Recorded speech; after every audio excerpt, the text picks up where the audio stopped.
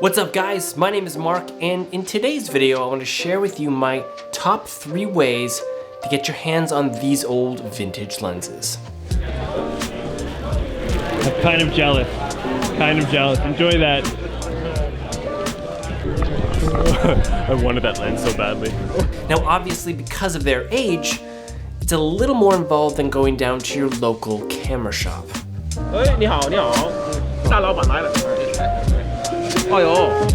But that's all part of the fun, right?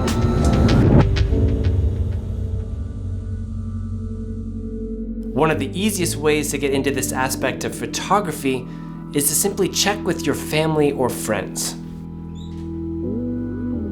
These cameras were pretty popular back in the day, and someone somewhere must have something hidden away in a closet or basement that you can dust off and try out.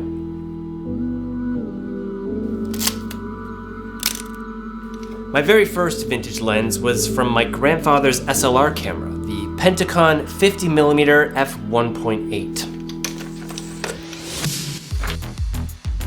Now it goes without saying that this lens has some pretty sentimental value to me, and all I could think about at the time was, how can I mount this lens to my camera? Now this lens turned out to be the catalyst into a pretty exciting journey for me. It's pretty amazing what a little curiosity and inspiration can do for you. Now the only real drawbacks with this option is you may not know anybody who has any of these old lenses laying around. And if you do happen to find some, the condition of them may vary from mint to not so mint, depending on how they are stored and kept. Now the best thing about this option is that there's no real cost involved. But because of that, you get what you get and you don't get upset. My daughter taught me that saying.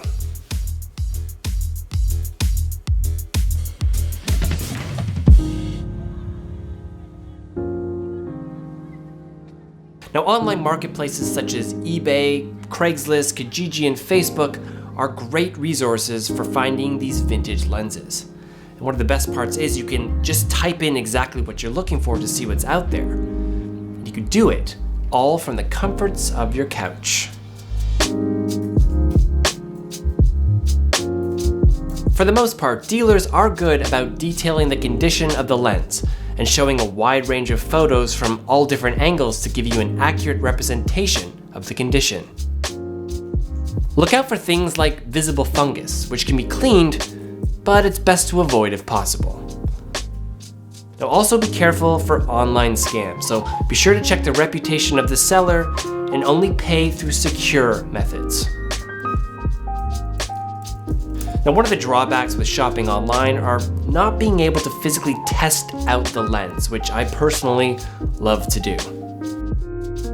There's also the additional shipping costs and duties, which could make the purchase more expensive.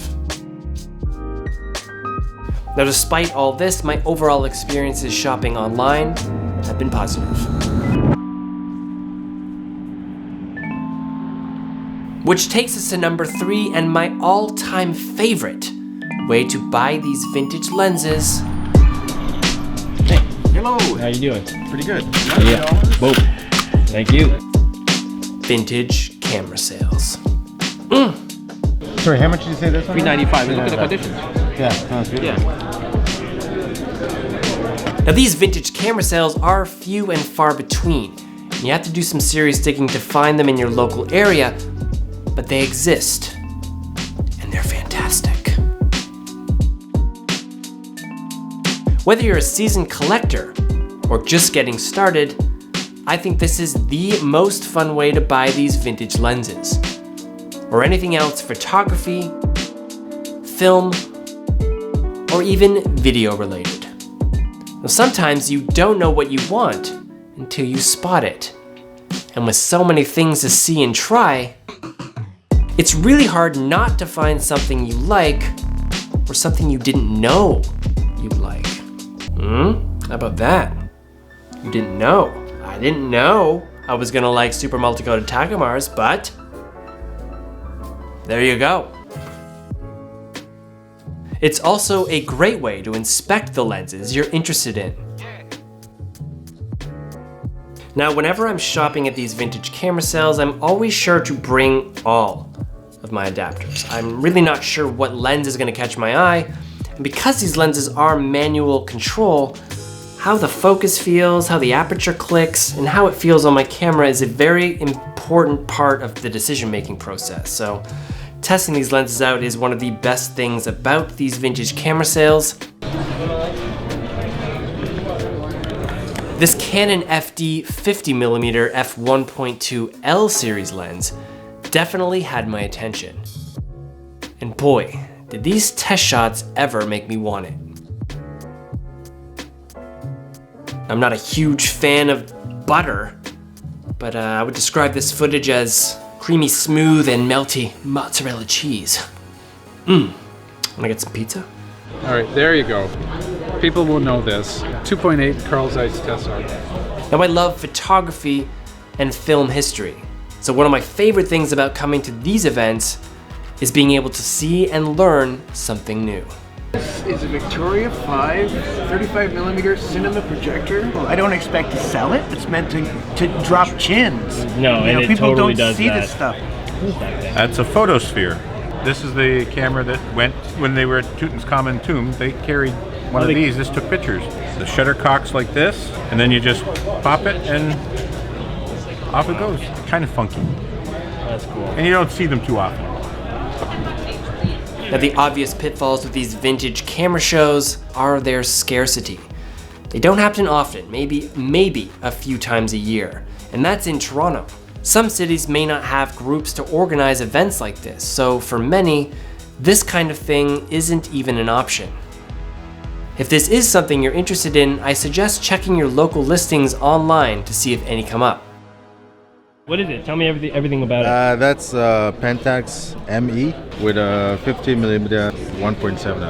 So I had to pick it up. Time to shoot some film. Yeah. All right, man, nice. Thank you. No problem. All right, guys, well, those are my top 3 ways to get your hands on these vintage lenses.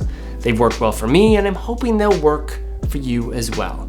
If anybody has any additional methods to get your hands on these lovely lenses, leave a comment in the description down below. I'd love to see some other options, and I'm sure some of the viewers out there would as well. And as always, thank you so much for watching, and I'll see you guys next time. So what's the difference between the 6-element and the 5-element version? There's a cult following for the 6-element. Everybody seems to think it's better than the 5-element. It probably is. And with 6 elements, that they've corrected more aberrations. Therefore, sharper. So it's a sharper image. Oh, Yeah. that'd be an interesting test, though. All right, I'm gonna go for the lens, and I'm gonna go for the camera. All right.